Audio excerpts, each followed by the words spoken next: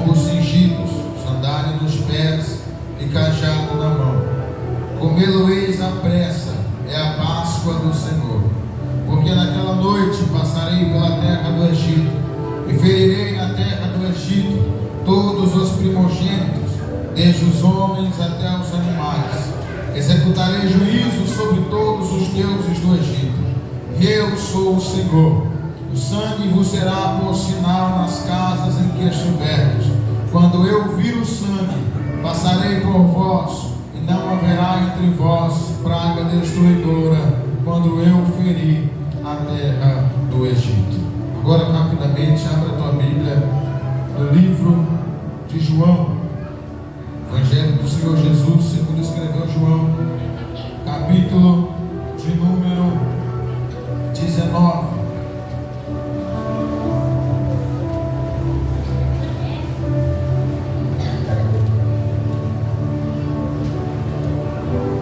João, capítulo de número 19, a partir do verso de número 30.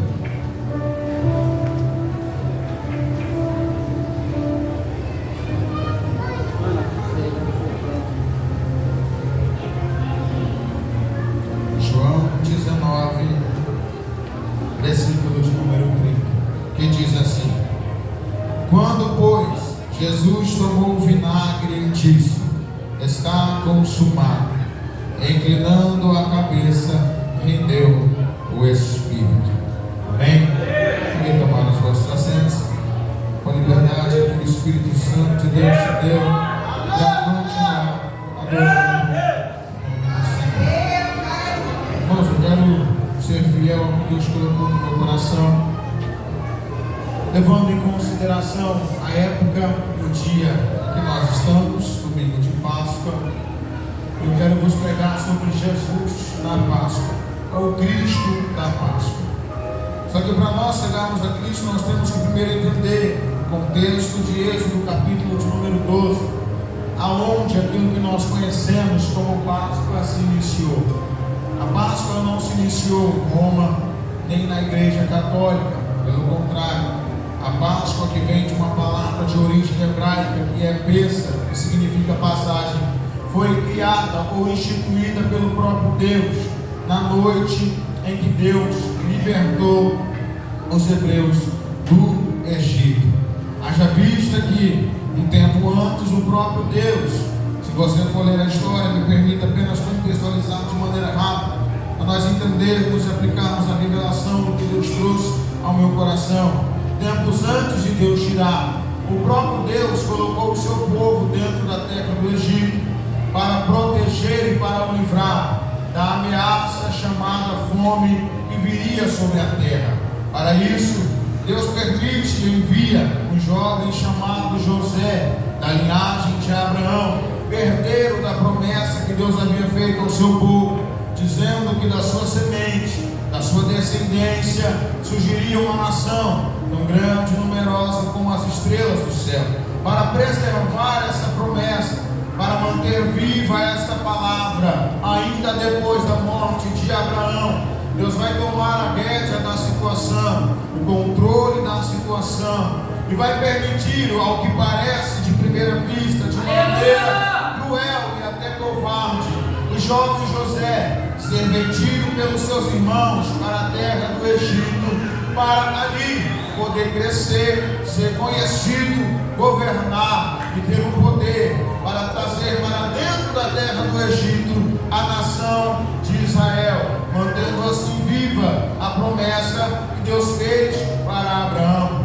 Porque segundo Levíticos e também Jeremias, o nosso Deus não é homem para que minta, nem filho do homem para que se arrependa. A palavra que ele libera, seja ela ruim ou boa, ela vai se cumprir, porque tem um propósito para o qual ela foi enviada. Isaías nos faz saber disso, e nenhuma palavra do Senhor ela é dita em vão, e nenhuma delas volta para si vazia, porque ela se cumpre naquilo pelo qual ela foi enviada e naquilo qual agrada ao Senhor. Deus tinha feito uma promessa a Abraão, e essa promessa percorria gerações. Abraão morre, Isaac morre,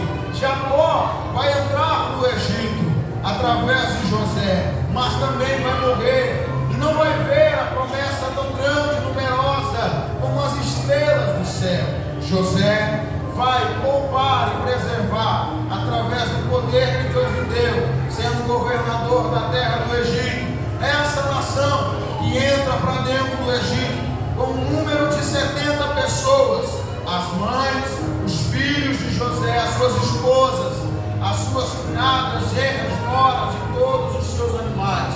70 pessoas é o número exato, diz a Bíblia, da família de Abraão, que entra na terra do Egito. 70 pessoas é um número contável. 70 pessoas é um número que se pode medir. Não é grande, numeroso como as estrelas do céu, a ponto de perder de conta. Só que nós temos que crer e também levar em consideração que o nosso Deus, Ele é Deus grande, que faz de coisas pequenas, coisas grandiosas.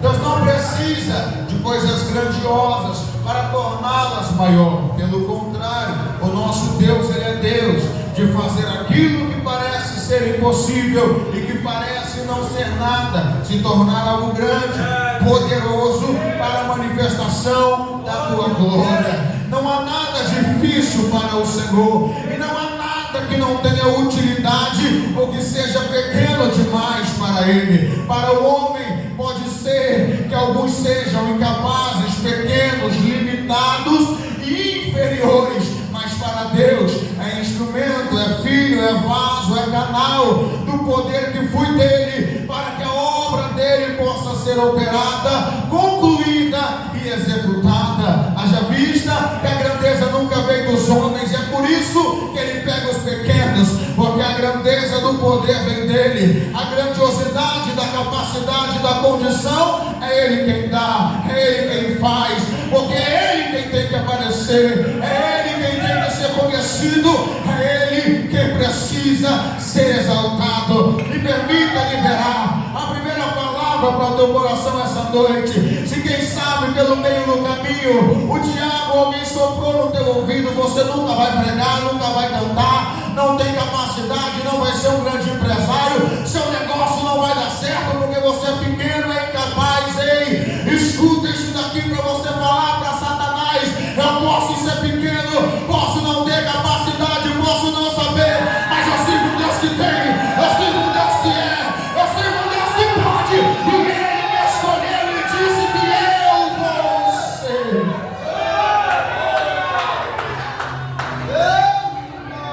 E se Ele me escolheu e falou que era eu, levando em consideração que Ele não erra, não vai ser meu vizinho, não vai ser meu irmão, eu não sei como, nem quando e de que jeito, mas vai ser na minha vida, vai ser através de mim, e vai ser em mim e em você que Ele vai fazer. José é a prova disso, ele é o menor da casa, e a vida dele deixa muito mais claro isso, porque ele é o menor, é vendido, vai para uma nação que não conhece ninguém, não tem nome, não é conhecido por ninguém, é escravo, não tem moeda, não tem dinheiro, não tem nome, não tem fama, não tem parente, não tem herança, não tem nada. Tudo que ele tem é o seu corpo, a sua força, a sua juventude e a sua vida para entregar como trabalho. Só que a Bíblia deixa bem claro que mesmo esse jovem, não sendo conhecido, pastor, não sendo nome presbítero, não tendo ninguém para influenciar, para apontar, para dar uma referência, a Bíblia diz que aonde ele chega, ele acha graça aos olhos dos outros. Aonde ele chega, quem olha para ele fala: esse menino é gente boa, esse menino é bom, tem algo diferente dele, eu não sei, eu fico do lado dele, a presença dele me alegra, me traz paz, me traz tranquilidade. E o texto é claro em dizer que tudo quanto ele colocava a mão, ele prosperava, não tinha nome, não tinha fama nem conhecimento, mas Deus era com ele. Ele não tinha influência no Egito, ele não tinha ninguém para falar dele, mas Deus era com ele. E se Deus era com ele, ele não precisava de nenhum meio ou de nenhum atalho para chegar aonde Deus queria. O próprio Deus foi fazendo ser conhecido, o próprio Deus foi o justificando, o próprio Deus foi o caminho para colocar aonde ele queria. Aqui vai a segunda palavra que eu quero liberar. Quando ajuda de muitos amigos, de influência, de nome. Eu preciso estar do lado de fulano de tal, porque do lado de fulano de tal eu vou ter influência, porque ele tem influência. Preciso ter seguidores, preciso ter bastante gente me visualizando, para que quem sabe assim eu seja notado, eu seja visto. Aí vem Deus na contramão da história, mostrar para essa geração que fica buscando o caminho do seu próprio jeito, dizendo: ninguém via Davi por trás da malhada, mas eu enxergava Davi por trás das malhadas. Ninguém viu José na casa da escravidão, mas eu observei o coração daquele menino. Ninguém viu Gideão malhando trigo onde não era para malhar trigo, mas eu observei Gideão. Era o menor da casa, mas para mim era vaso escolhido. Deus está dizendo: tu não precisa de muitos amigos de influência terrena, tu só precisa que eu seja contigo. Tu só precisa que eu seja contigo, para que você veja e prove do meu poder, da minha graça, da minha glória e do que eu posso fazer. Eu não sou melhor do que ninguém, nem me coloco como influência para ninguém, mas eu olho para o meu passado. Às vezes eu me culpo que faço pouco e faço mesmo, mas tem pessoas que compartilharam desse passado comigo. Eu quero usar ele como exemplo nessa noite, se ele me permite, porque é alguém em quem eu me espelho e me influencie. Quem diria que um dia quem diria que um dia pastor Nilson, que conhecendo o passado, memória, estaria num lugar como esse, sendo reconhecido como homem de Deus, pregando a palavra. Tudo que olhavam para mim, para ele, para o pastor Gilmar no passado, olhava e dizia: esse daí vai morrer, esse daí não vai virar nada, esse daí, se não for prisão, é cadeia, caixão e vela preta. Mas Deus falou: pode o mundo dar certeza que quiser, pode falar e pensar o que quiser. Eu olhei, eu escolhi, para mim é o caso, eu escolhi.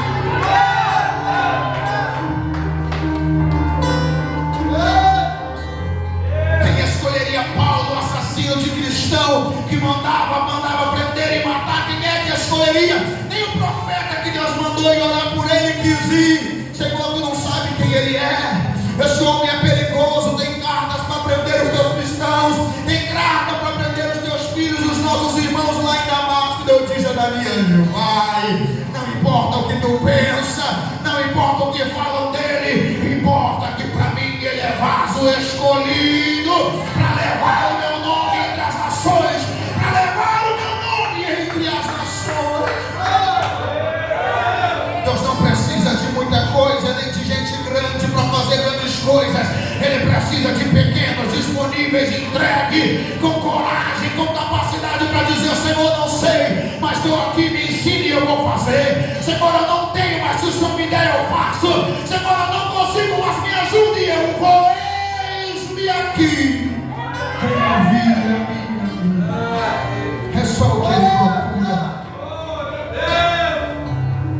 O Egito, porque o Egito, evangelista, porque era a maior nação naquela época, era a maior potência militar, econômica, social, era uma nação que tinha condição de dar crescimento para a promessa. José vai crescer em meio às improbabilidades, e isso é maravilhoso, porque nós temos uma visão errônea, servimos a Deus muitas das vezes com a fé que vê, não com a fé que crê, apenas com aquilo que nós enxergamos, porque temos uma fé que acredita e que crê que as coisas só vão começar a dar certo quando tudo se alinhar, quando tudo ao redor for favorável, quando tudo ao redor e o vento estiver soprando a nosso favor, aí as coisas vão dar certo.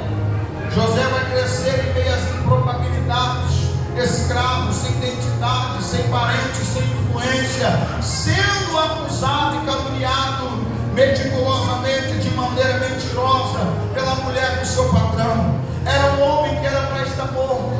Pelo crime que ele cometeu, pessoas morriam por muito menos. Ele era acusado de tentar contra a mulher do seu senhor. Era um crime contra ela e contra a honra do seu senhor. Ele feriu gravemente, ou foi acusado de ferir, para não errar, porque ele não fez. Foi acusado de ferir gravemente a moral, a ética e a honra do seu senhor, que não era qualquer um, era o general da guarda, do exército, do próprio rei, o homem que tinha o poder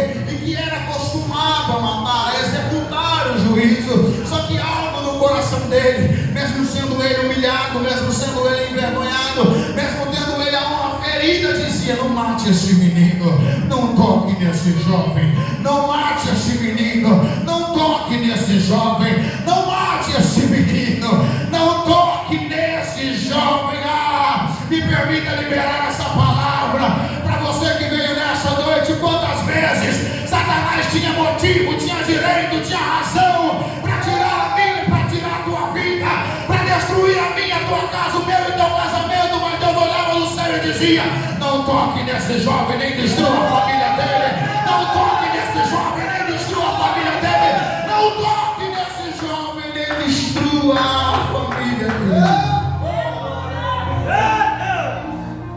Há muitos que me ouvem aqui que nem conseguem entender por que é que não morreu, por que é que está vivo até hoje, diante de tudo que já passou, tudo que já viveu, de quantas vezes Satanás te cercou, prometendo arrancar a tua vida. Era Deus com a mão estendida dizendo: eu sei que Ele está te dando motivos, está plantando semente da qual Ele vai colher, mas na vida dele tu não toca, na vida dela tu não toca, na alma dele tu não toca, na alma dela tu não toca. Pode levar o sofrimento, pode espremer, pode humilhar, mas a vida você não tira, porque Ele é meu. Pode estar perdido, caído, mas ainda é meu.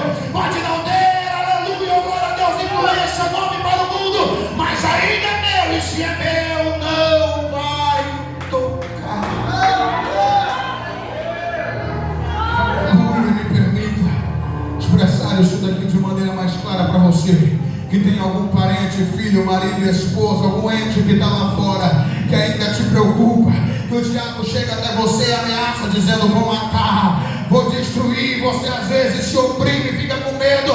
Fica tranquilo, Deus está dizendo: é meu. Pode estar lá fora, mas é meu. Tua família é minha, teu marido é meu, teu filho é meu, teu irmão é meu.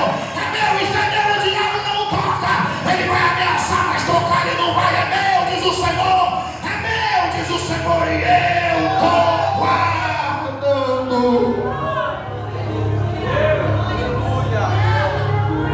José prospera nas improbabilidades, cresce, se torna governador daquela terra, traz a sua família para dentro dela. A família prospera porque ele é governador, ele é salvador. O Egito venera aquele jovem, agora homem, porque ele é o redentor e o salvador de todo o Egito. Foi para ele que Deus deu o sonho, foi para ele que Deus deu uma visão, foi para ele que Deus deu a interpretação. Agora olha para cá, olha que coisa linda e olha que coisa interessante, para você entender como é que o nosso Deus trabalha e como é que o nosso Deus é perfeito, como é que o nosso Deus é Deus de pegar o humilhado, o desprezado, aquele que não tem valor, colocar entre os príncipes escolhidos e fazer com que todo mundo tenha que reconhecer: verdadeiramente Deus é na vida dele, verdadeiramente Deus é na vida dela. Ei, fica tranquilo, não precisa se justificar para ninguém, não precisa dar explicação. Se o teu coração é puro, somente é consciente de entrar e limpa diante de Deus, descansa o teu coração, porque vai chegar a hora em que o próprio Deus vai te justificar e te honrar diante dos teus acusadores. Todo mundo olhava para José e dizia: vai morrer, não tem como não morrer. Mas foi para ameaçado de morte que Deus deu o sonho. É ameaçado de morte pelo inimigo, mas carrega uma promessa. É ameaçado de morte por Satanás, mas carrega uma palavra. E essa palavra não foi o homem que liberou, essa palavra veio do céu, veio do céu, veio do céu. E a palavra que vem do céu te garante, te garante, te garante. Cadê mão para levantar, para receber nessa noite? Se você entendeu, se não entendeu, deixa eu explicar. Tem muitos aqui que estão desacreditados, ameaçados, frustrados. Deus está dizendo: ainda tem uma palavra que te garante, ainda tem uma palavra que te garante, ainda tem uma palavra que te garante. Aleluia. Louvado seja o nome do Senhor. Ele revela o sonho, traz a família, governador. Só que vai passar-se o tempo e José morre. O texto é claro em dizer: vai surgir agora um outro governante que não conhecia José e nem a história dele, que para mim é difícil de acreditar, levando em consideração o que José fez pelo Egito. feitos e obras que ele fez, inspirado por Deus, e a história que ele construiu. Mas o texto é claro. E a única forma de eu encontrar a resposta, o sentido para isso, entender isso, é que Deus estava trabalhando no controle da situação. Porque o povo era para ter voltado para Canaã. A fome já tinha passado. O povo entra no Egito no segundo ano da fome, sendo que só teria mais 5 para completar os 7. José assume, historicamente, ele assume o governo por 40 anos. Morre com 120, são 80 anos. 80 anos e o povo desfrutando de uma fartura, de uma prosperidade que eles nunca desfrutaram. Porque não só o Egito já era rico, como agora, por causa da vida de José, o Egito prospera ainda mais. O texto é claro que até a prisão, lugar de escassez e de miséria, prosperou quando José chegou. Até a prisão, local de falta, local onde não tem recurso, prosperou e tinha sobras, por conta das mãos de José. Agora, como pode o Egito, ou quem vai governar, não conhecer a história de José, sabendo que quem está vindo depois só está assumindo o trono porque José salvou o Egito lá atrás? Porque se não tivesse salvado, tinha morrido o Egito e Canaã, todo mundo. Só que Deus não preserva o Egito por causa do Egito. Ele pode ter escondido o projeto no mundo, ele pode ter escondido o projeto no Egito, mas o Egito está sendo preservado por causa do projeto que está escondido lá. Eu vou abrir essa revelação para você entender, porque o mundo hoje já não quer mais reconhecer o poder da igreja, o mundo hoje já não reconhecer mais o soberano de Deus, o mundo hoje já não quer mais reconhecer que o nosso Deus é Deus em cima do céu e embaixo na terra, mas eles esquecem que a ira de Deus ainda só não desceu sobre eles, porque o projeto chamado igreja está escondido no mundo. A ira de Deus ainda só não fulminou esses pecadores, assim como nós também, mas que praticam e profanam a santidade de Deus todo dia, porque o projeto chamado de Deus ainda está no Egito, ainda está no mundo.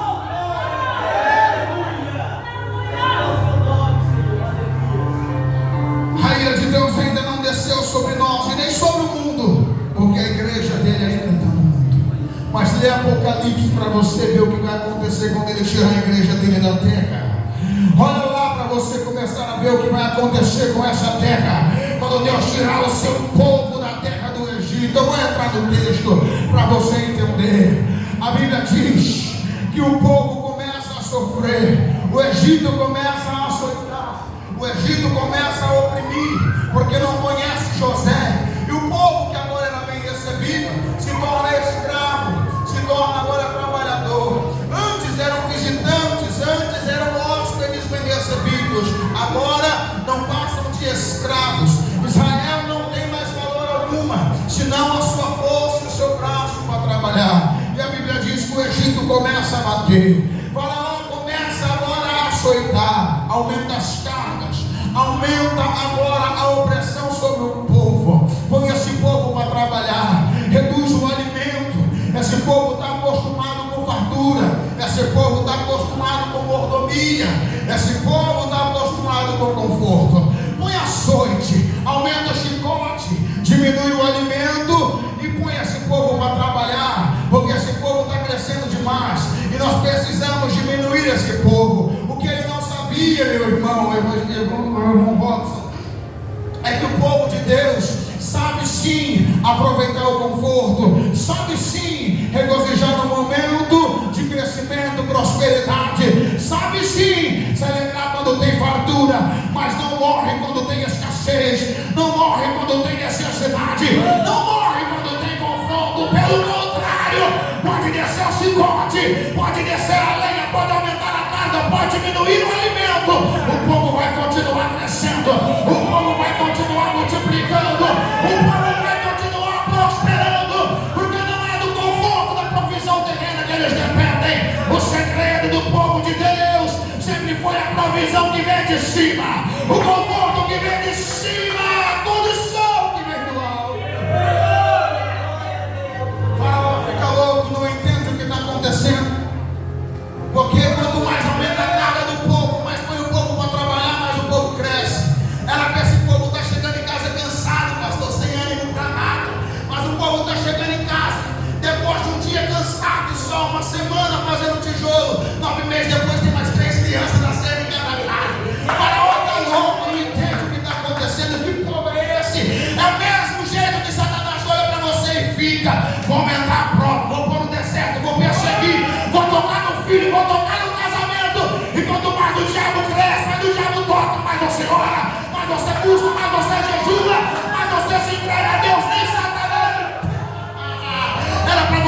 pulo dessa cadeira, glorificar o nome do Senhor.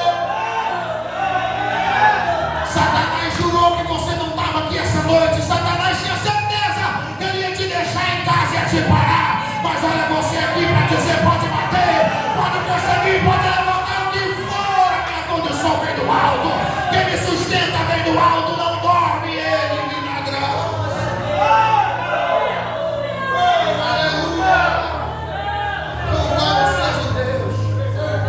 Então ele vai elaborar um plano para matar agora todas essas crianças.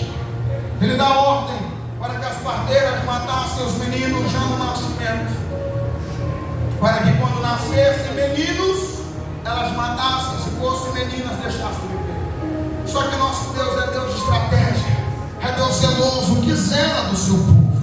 Satanás até pensa que vem com a farinha pronta, ou que vem com a farinha para fazer bolo. Deus já está com o bolo pronto, oferecendo para os seus filhos e dando aleluia, aleluia, glória ao nome santo do Senhor, para sustento do seu povo. Enquanto o faraó está vindo, através das parteiras, vai e mata. Elas retornam para o faraó dizendo: não deu para matar, mas por que não tiveram coragem? Não, eu sei que as egípcias dependem de nós. Toda mulher egípcia precisa de uma parteira, só que as hebreias não. Quando nós chegamos lá, a criança já nasceu, o parto foi feito sozinho. Essas mulheres são sobrenaturais, são diferentes, são fortes, não precisam da nossa ajuda. Não tem como matar, porque quando chega a criança já está no colo. Deus já garantiu a proteção, Deus já garantiu o resultado, o sucesso do projeto.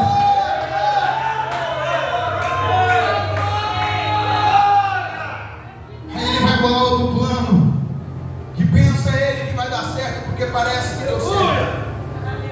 Ele vai dar ordem agora para que os seus soldados invadam as casas, peguem todos os bebês meninos e atem ou lancem no rio Nilo para os crocodilos. Há choro em todo o Egito, morticínio por todo lado, muitos hebreus morrendo, muitas crianças morrendo. Só que no meio de tudo isso, tem uma mãe escondendo o menino por 13 meses, porque ela olha para ele. Se já não bastasse o carinho, o amor de mãe, eu creio que deu força para ela esconder aquele menino. Penso eu, conjecturo, loucura de pregador, tinha algo no coração dela que dizia: esse menino é especial, essa criança é especial. Eu não sei porque, eu não estou falando que é melhor que a do meu vizinho, mas é especial, tem algo diferente. Eu não posso deixar matarem meu filho assim, não posso tentar, não posso desistir dele sem lutar. Ela vai esconder o menino. Só que entenda algo aqui: projeto que é de Deus, ele só cresce escondido até certo ponto. Chega um momento que não dá para esconder aquilo que Deus quer que cresça. Chega um momento que não dá para abafar o crescimento daquele que Deus pede para crescer. Chega um momento que não dá mais para tentar parar aquele que Deus quer que avance. Não dá mais para impedir. Pode colocar pano em cima, pode levantar calúnia, fofoca, mentira, perseguição. Deus quer que cresça, Deus quer que avance, Deus quer que dê certo. E se Deus quer, não tem demônio no inferno, nem homem na terra que vai impedir o crescimento do propósito. Aí a única coisa que tem para se fazer com o projeto que é de Deus e que não dá para manter, não dá para esconder, não dá para proteger, é entregar na mão dele. Se é seu, eu não consigo guardar, não consigo proteger, não consigo cuidar, está nas tuas mãos. O projeto é seu, o Senhor faz do jeito que o Senhor quiser. Tem muita gente, eu demorei para aprender isso, aprendi isso como pastor, que muitas das vezes demora para florescer na família, no ministério, no evangelho, em várias áreas da vida, porque está segurando aquilo que Deus quer que entregue, está protegendo, escondendo aquilo que Deus quer que entrega, aquilo que Deus quer que coloca na mão dele. Se ela tenta continuar escondendo, mais hora menos hora o choro da criança ia ser ouvido. Isso não é um guarda, uma vizinha que teve um filho assassinado, no luto, na dor do luto, não entendendo, não se alegrando por ela, ia denunciar. Mas nas mãos de Deus não, as mãos de Deus é diferente. Ela vai colocar a criança no rio Nilo, e sendo pai, eu creio que ela fez a seguinte oração: Senhor, é meu filho, me dói o coração ter que fazer isso, mas eu não posso proteger, eu não posso cuidar, eu não posso esconder, eu não posso zelar. Por isso eu coloco nas tuas mãos, é seu, Senhor. O Senhor me deu e eu te devolvo. Cuida dele. Se o Senhor tem um projeto para ele, cuida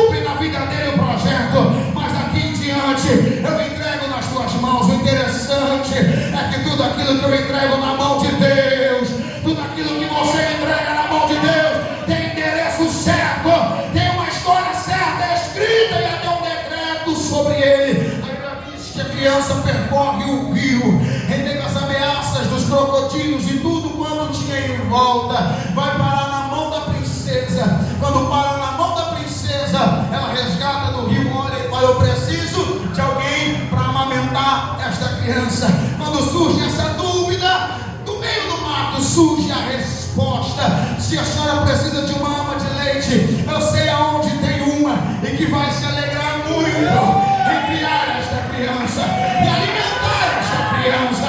Ela corre para chamar essa mulher. Quem está correndo para chamar é a irmã do menino. A princesa não sabe, mas Deus sabia o que estava fazendo. A princesa não sabe, mas Deus sabia o que estava fazendo. E quem é que ela vai chamar para cuidar do menino? Aquela que há poucos minutos disse: Senhor, eu entrego nas tuas mãos. Senhor, eu entrego nas tuas mãos. Eu não consegui chegar nessa hora, eu vou fechar, mas eu vou parar nessa revelação sobre o que Deus queria. Eu vou focar nessa parte aqui. Você fiel e obediente ao Deus que Deus mandou. Deus está dizendo para alguém aqui: eu sei que está te causando medo, eu sei que dá dúvida, dá incerteza, mas entrega na minha mão, entrega na minha mão. Se é o casamento que está destruído, entrega na minha mão. Se é o filho que ainda não está na presença, Deus está dizendo: entrega na minha mão. Se é um sonho que você não tem capacidade de realizar, Deus está dizendo: entrega, entrega, porque eu vou te devolver e vou te dar condição de criar, vou te dar condição de manter e vou te dar condição de realizar.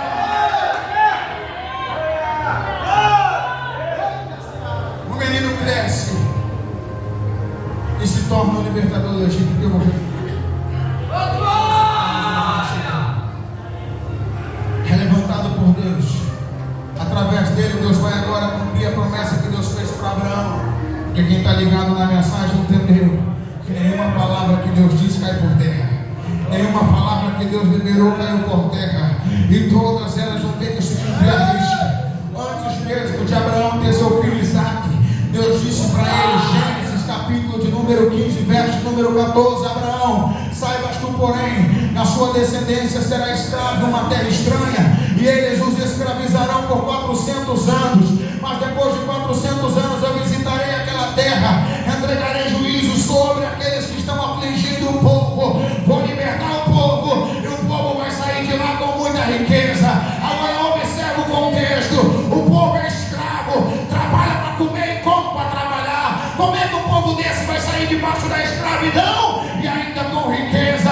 Tem coisas que Deus te revela o que vai fazer, mas não te revela como, para se tornar algo espetacular e inédito, para que o nome dele seja glorificado. Através de Moisés, Deus vai mandar 9 pragas sobre o Egito, só que a Bíblia diz que o coração de Faraó continua endurecido. Aí Deus vem, Gênesis capítulo de Êxodo capítulo de número 12, quando Deus está instruindo e instituindo a Páscoa, Deus está dizendo: ó, no dia 14 do primeiro mês, o mês de Nissan, vocês celebrarão a Páscoa do Senhor. Vocês trarão para mim um cordeiro no dia 10 ou no 10º dia, guardarão ele por 4 dias, ele ficará imolado, ele ficará guardado, preparado, preservado. No dia 14, ao entardecer do dia 14, vocês vão imolar o cordeiro, vocês vão matar, vocês vão pegar o sangue, pôr numa bacia, pegar um ramo de sopo, e com ele vocês vão ungir as vergas e os umbrais da porta das vossas casas. Vocês vão entrar para dentro, vocês vão pegar agora os seus vizinhos, seus parentes, e colocarem todos em celebração, todos em clima de festa. Vocês vão assar o cordeiro, e vocês vão comer o cordeiro assado, não cru nem cozido, mas assado. Vocês vão fazer pães ácidos, sem fermento. Por que, Senhor, que é sem fermento? Porque é com pressa, não dá tempo de fermentar. Porque ainda nessa noite eu visitarei essa terra, ainda nessa noite eu vou cumprir a palavra que eu disse para Abraão, porque ainda nessa noite eu vou descer sobre o Egito, e a casa que não tiver coberta com sangue do cordeiro, eu vou matar o seu primogênito. Por isso, como com pressa, como preparado, como vestido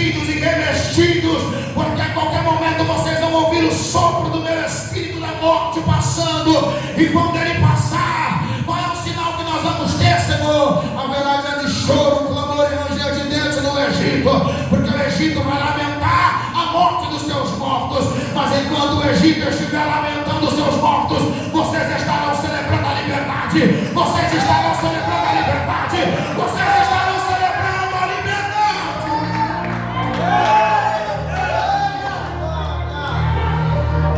Em uma outra Páscoa termina essa mensagem, mas me permita agora aplicar e contextualizar, porque a hora já foi. 1500 anos depois, num cenário parecido, um cenário onde tudo parecia perdido, mais de 400 anos, Deus em silêncio, não havia manifestação de Deus, o povo tinha perdido a esperança, uma religiosidade tomava conta, mas não tinha ninguém próximo de Deus. A Bíblia diz que da cidade de Belém, ou de Nazaré, ou de Belém, ele cresce em Nazaré, mas nasce em Belém, no meio de um lugar improvável, no meio das improbabilidades, nasce um menino, que quando nasce é adorado, é venerado, é presenteado. Esse menino cresce, e quando cresce, todo mundo se espanta pela sabedoria, pelo conhecimento e a forma, só que ele cresce escondido, ele cresce sem fama, até os 30 anos de idade. Quem olhava para ele dizia: esse é Jesus Bar José, filho de Maria e de José. Esse é Jesus Bar José, filho de Maria e de José. Mas a Bíblia diz que com 30 anos, quando ele desce o Jordão e vai passar pelo seu primo para se cumprir a lei, abre-se o céu, o Espírito desce em forma corpórea de uma pomba, pousa sobre os seus ombros, e uma voz se ouve do céu dizendo: esse não é Jesus Bar José, filho de Maria, filho de José. Esse é o meu filho amado, em quem eu me comprazo. Esse é o meu filho amado, em quem eu me comprazo. Aleluia, glória a Deus. 3 anos e meio depois, como o cordeiro na noite de Páscoa do Egito, que ficou 4 dias sendo preparado, 3 anos e meio sendo preparado para ser imolado, 3 anos e meio sendo preparado para ser vertido, 3 anos e meio sendo preparado para ser entregue na cruz do Calvário, para ser morto pelos seus acusadores. Só que mal eles sabiam é que aquilo que eles pensavam que ia causar fim estava iniciando o maior movimento pentecostal e de salvação que a terra já viu. Aquilo que eles pensavam que era para a morte, que eu estava dizendo, não é para a morte, é para a vida. E é para a morte, é para a vida. Agora aqui vai um recado para nós que somos cristãos, para quem não é, um alerta, e para o mundo que nos ouve, um alerta de despertamento. Da mesma forma que à meia-noite ouve-se o barulho, o Espírito desceu, e quem não tinha o sangue do Cordeiro nos umbrais da sua porta, teve a sua família destroçada pela morte do primogênito. A Bíblia diz que há de acontecer é que não é espantada a noite, ou na meia-noite, ou no clamor de uma vigília, quando ninguém espera, ouvirá-se o barulho, e de um canto do oriente ao ocidente ouvirá-se algo como um relâmpago, notório a todos os olhos. Será ele vindo do céu, será ele vindo na glória, buscar o teu povo, buscar aqueles que estão guardados e cobertos debaixo do sangue do Cordeiro, buscar aqueles que estão escondidos e enganados debaixo do sangue do Cordeiro. Se coloca de pé,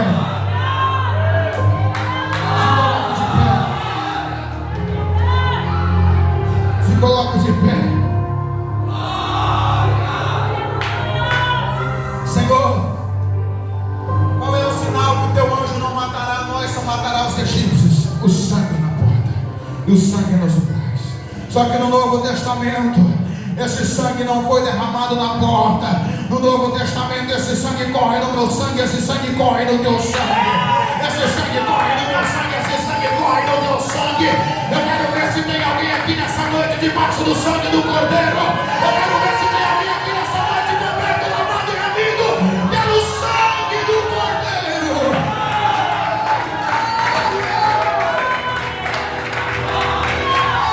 Se tem alguém aqui nessa noite guardado e coberto debaixo do sangue do Cordeiro, que estava que nem o Egito debaixo da escravidão do pecado, da escravidão da morte, da escravidão da acusação, mas que foi liberto